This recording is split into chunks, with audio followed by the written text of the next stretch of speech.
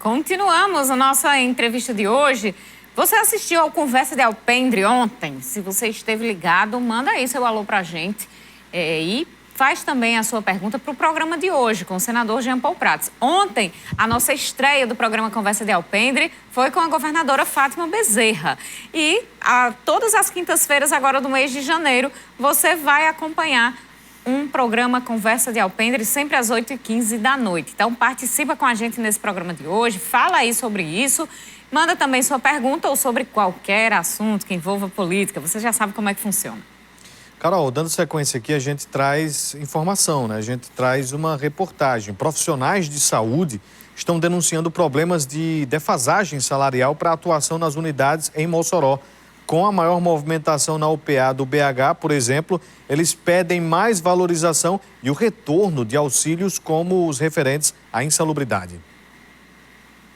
Por volta das 9 horas da manhã, a movimentação na UPA do Belo Horizonte estava intensa. A população tem procurado a unidade que é referência para a Covid com sintomas gripais. O resultado é o aumento na sobrecarga de trabalho para os profissionais de saúde. Uziene é técnica de enfermagem. Disse que a situação de aumento de casos se soma ao crescimento da demanda por atendimentos, que tem estressado a categoria, que já vem com sobrecarga desde a crise mais aguda da pandemia. Quando diminuiu a pandemia, foi diminuída a escala dos funcionários. E de lá para cá continuou diminuída. E em dezembro teve o aumento, que a gente até pensou que a escala de janeiro ia ser aumentada e não aumentou. Então a gente está com poucos funcionários para atender a população. Eu vi as reportagens falando que ia aumentar a equipe médica, só que não é só o médico que atende a população, principalmente o técnico de enfermagem que prepara a medicação e vai administrar. E quando a população chega na gente, já está todo mundo estressado, a população por ter esperado tanto, e a gente tem que ouvir muita coisa. Então a gente está sobrecarregado. Fizeram uma escala agora para aumentar 2 técnicos fora da nossa escala, não tem condições, porque todo mundo tem 2, 3 empregos. Um técnico de enfermagem tem 2, 3 empregos para poder sobreviver. Outra questão apontada por esses profissionais de saúde é a retirada da insalubridade, um benefício que foi pago no período de maior agravamento dos casos de Covid. Além dos 20% que eles recebem, tinha mais 20% por esse pagamento da insalubridade no período da pandemia, somando aí 40%. Mas no final do ano, esse valor foi retirado dos salários. A gente ganhava R$200 a mais dessa insalubridade do Covid e nós somos referência de Covid, a nossa UPA, é tanto que está superlotada, porque todos os sintomas vêm para a nossa UPA. E foi tirada essa gratificação, que no caso todos ganhavam, né? Mesmo nós sendo referência, todos ganhavam, e foi tirado. Então isso equivale a 2 plantões nossos, que a gente tem que trabalhar mais 2 plantões para rever esse dinheiro que a gente perdeu. E a gente não precisava nem dar essa gratificação de Covid, aumentar o salário da gente. Eu digo muito, eu queria pelo menos ganhar um salário mínimo, meu básico, que eu não ganho. Vanuf que trabalhou melhor, que conversou inclusive com Natália Rebouças, a repórter que esteve lá, falando sobre essa situação. E a gente já conversou, inclusive, com vereadores da oposição em relação a isso, não é, Vanuf? Pois é, Carol. Hoje, inclusive, entrei em contato com a secretária de saúde aqui do município de Mossoró, a Morgana Dantas, que me ficou de passar uma resposta sobre esta demanda, não me passou. É a gente que falou sobre este assunto lá na Rádio 95, na rede TCM. O vereador Pablo Aires disse que também estava acompanhando de perto esta situação. É uma reclamação dos servidores da saúde aqui de Mossoró, não só da UPA do BH, das unidades de pronto atendimento, né, mas são servidores que reclamam aí desta insalubridade que não está sendo paga. Foi retirada recentemente a insalubridade Covid, né, e a gente tem ali a expectativa de uma resposta do Executivo Municipal quanto a estas demandas, né, visto que existe a necessidade de mais pessoal, aumentou infelizmente aí o quadro de pessoas que buscam ali atendimento de síndromes gripais, não só Covid, mas agora influenza. Então, para que exista um bom atendimento, até mesmo ali maior que seja a quantidade de equipes atendendo ali na UPA do BH, que é a referência. Então, a gente ainda aguarda a resposta do Executivo Municipal. Vamos continuar esperando e o espaço está aberto aqui para a explicação em relação a essas questões denunciadas pelos servidores. Vamos voltar agora à nossa conexão com o senador Jean Paul Prates, que está aqui interagindo com a gente através da internet. Senador, o assunto da semana são as reuniões e as conversas entre PT e MDB para as eleições deste ano. Essa costura aqui no Rio Grande do Norte com o Walter Alves, o deputado Walter Alves e Garibaldi Alves. Tem muita coisa para se falar e se perguntar em relação a esse assunto. Esta semana mesmo o senhor se reuniu, inclusive, com a presidenciável Simone Tebet aqui no Rio Grande do Norte, que esteve em visita. O que é que tem sido conversado que pode ser divulgado em relação a estes encontros?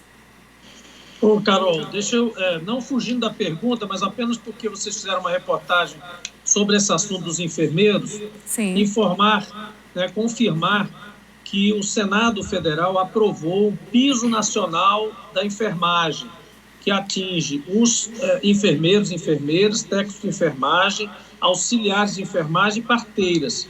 E a última vez que nós estivemos aí em Mossoró, nós fizemos um vídeo com o senador Fabiano Contarato, com a senadora Zenaide, não é?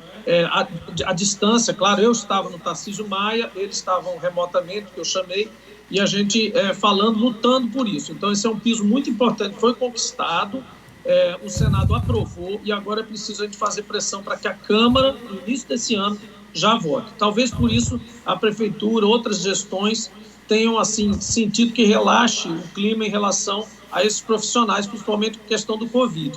Não é necessário fazer isso e não é prudente fazer isso. É importante que esses profissionais ainda sejam reconhecidos como trabalhando em ambiente de insalubridade, porque eles, de fato, estão mais suscetíveis a essas viroses gripais, que estão mais fortes, e ao próprio Covid. Então, só para dizer isso. Em relação à questão do MDB, na verdade, houve, evidentemente, que essas conversas todas dão muito pano para manga, as pessoas querem saber, ora, o pessoal está conversando aí, está chegando junto, está ficando perto, está longe, um gosta desse, outro não gosta desse. Na verdade, isso tudo é um início de conversa, porque, como vocês mesmo disseram no início da conversa, há uns prazos para candidaturas, para trocas de legenda, para inscrição, inclusive, de candidatos que têm que mudar de domicílio, né, para se candidatar ou num estado ou no outro, etc. Então, há muita movimentação até abril, né? E nesse período existe muita conversa política, muita conversa de aproximação, de reaproximação também, mas não quer dizer que todas sejam definitivas, decisivas, etc. Esta conversa com a senadora, com a presença da senadora Simone Tebet, não teve absolutamente nenhum objetivo, nem âmbito de discutir coligação, aliança, qualquer coisa nacional do Estado. Iniciou-se apenas com o seguinte: ela estava aqui veraneando, passando alguns 5 ou 6 dias em Natal e na região, foi a São Miguel do Gostoso, foi a Pipa, e eu a convidei como colega, porque nós ficamos muito próximos durante o trabalho da CPI, né, naquela dupla ali, né, fazendo as inquisições e estudando junto muita documentação.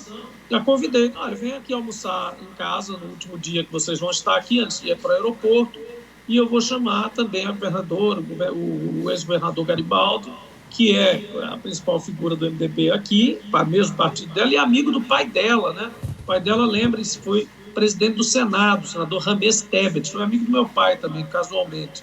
Foi até uma coisa que nos aproximou junto com a Simone. E aí chamei também o presidente do partido, Walter Alves. E aí ficamos conversando. A governadora ficou numa agenda lançando um dos programas do governo, uma das realizações do governo na área de saúde e na área da assistência social. E aí, como Simone tinha o avião para pegar, ela teve que sair antes, eu avisei a governadora, ela acabou não conseguindo se juntar a nós. Mas a ideia era uma conversa muito afável, normal, saber de Simone também como é que estão os planos dela, como é que ela está se vendo como candidata presidenciável pelo MDB. Claro, falamos um pouco também sobre as circunstâncias aqui do Estado, temos conversado, o Partido dos Trabalhadores tem conversado com o MDB, com o presidente Walter Alves, com o senador Garibaldi. Então, assim, mas são conversas de conjuntura, né? Analisando a conjuntura, vendo como elemento comum uma coalizão contra um governo que se mostrou completamente incompetente, incapaz de governar um país durante pandemia, sem pandemia, de qualquer forma. Então, o que nos une nesse momento é justamente configurar uma aliança que vença o bolsonarismo, né, esse bolsonarismo mais radical, mais impetuoso, e que a gente recoloque no governo pessoas que tenham mais racionalidade, mais capacidade de gestão e que não estejam preocupados apenas em ser do contra ou contra-tese, como essa agora, a novidade da estação, que é ser contra a vacinação de crianças. Tem coisas completamente desconfiguradas que não fazem o menor sentido. Então, a gente tem que se juntar primeiro nessas causas unânimes e depois começar a traçar estratégias para ocupar os espaços de gestão do país e recuperar o prestígio do Brasil lá fora e a capacidade do Estado brasileiro de trazer bem-estar social para todas as regiões sem distinção. Senador, pelo que a gente tem observado, a prioridade número 1 do PT é a eleição do ex-presidente Lula, presidente da República. Aqui no Rio Grande do Norte, a prioridade 1 é a reeleição da governadora Fátima Bezerra. Dentro desta lista de prioridades, como é que está o senador Jean Paul Prats, né, e também as demais prioridades para a Câmara Federal e Assembleia Legislativa? Veja, de fato, eleitoralmente, nós temos que fazer e ter como objetivo principal aqui a renovação do mandato de Fátima, não só porque é do Partido dos Trabalhadores, porque é uma governadora mulher, único caso no Brasil hoje em dia, mas principalmente pela gestão que ela faz de recuperação. É extremamente justo, né, e é um merecimento que ela tenha renovado seu mandato, uma vez que pegou um mandato completamente prejudicado. Primeiro, pela herança que recebeu de 4 folhas atrasadas. Quando a gente fala 4 folhas atrasadas, você está falando de milhões de outros passivos que ocorrem antes de você atrasar 4 folhas de salário. Quando você atrasa 4 folhas de salário é porque já tem muita coisa que você não pagou, muito fornecedor, muito compromisso, muita coisa que você já deixou para trás. E o governo anterior simplesmente abandonou o governo. Vocês vão lembrar que o governador não foi sequer para o segundo turno. Não indo para o segundo turno, ele abandonou os 2 últimos meses de gestão e foi embora. Deixou 2 meses sem pagar e já estava devendo 2, ficaram 4. Esses 4 folhas de salário, vamos colocar em dinheiro para ser bem significativo, representaram 1 bilhão, 1 mil milhões de reais que a governadora já recebeu de cara como passivo. Depois vem a pandemia no segundo ano. Então, diante de todas essas intempéries e dificuldades, você estar no 3º ano entregando equipamentos culturais, fazendo investimento em reformas de escola, finalizando com sucesso o programa Governo Cidadão, que é um financiamento do Banco Mundial, que tinha obra que estava com 3% de execução no início da gestão dela. Fazer essa corrida de recuperação no meio de tantos obstáculos, tantas dificuldades, é óbvio que a população do Rio Grande do Norte deverá e saberá reconhecer os méritos dela como gestora principal, como líder e de todo esse governo que tem trabalhado duro por isso. Então, prioridade, claro que é isso. Agora, tanto para Lula quanto para Fátima, é importante, não vou falar aqui governabilidade, é importante ter legislativos compostos e afins. Não quer dizer que necessariamente sejam vacas de presépio que digam sempre sim para tudo, mas identidade programática, identidade até ideológica, pelo menos uma boa parte, para que se possa governar com mais segurança. Não é para absolutamente fazer tudo o que se manda, mas para discutir conjuntamente, para governar com segurança. Então, tanto para Lula quanto para Fátima é importante construir bancadas. E no Senado, o presidente Lula corre o risco até de ter uma bancada menor do Partido dos Trabalhadores. No ano em que ele eventualmente possa, não cantando vitória aqui, mas considerando um cenário possível dele vencer as eleições, não pode ter uma bancada menor do que 6 senadores. Né? E essa possibilidade pode existir, diante da possibilidade de saírem senadores a candidaturas a governo, como o senador Jacques Wagner na Bahia, o senador Humberto Costa em Pernambuco, o senador... mais um que vai sair também, o senador Rogério Carvalho para Sergipe, e podem vencer as eleições. Os suplentes não são necessariamente do Partido dos Trabalhadores. Então tem essa questão. Tem a questão também de, no Estado, você eleger deputados estaduais afinados, porque a governadora encontrou muita dificuldade com a atual conjuntura da Assembleia Legislativa. Não foi fácil. Ela enfrentou, inclusive, uma CPI, a nosso ver, completamente desnecessária, né? Porque a impedância aumentou em relação a uma mera investigação de fatos que poderia ocorrer dentro do âmbito dos ministérios públicos estaduais, etc., mas que veio descambou lá para o lado político. Então, tudo isso demonstra que a base, embora seja uma base coesa, uma base de aliados que mantiveram compromisso, mesmo assim a Assembleia é importante também para ela. Então, eu diria que dentro das prioridades, existem duas prioridades principais, são os dois principais líderes, mas é igualmente importante construir bancadas sólidas, bancadas leais, bancadas afins. Vamos fazer mais uma parada. Daqui a pouquinho, depois do intervalo, a gente volta e conversa mais com Jean Paul Prats, senador pelo PT.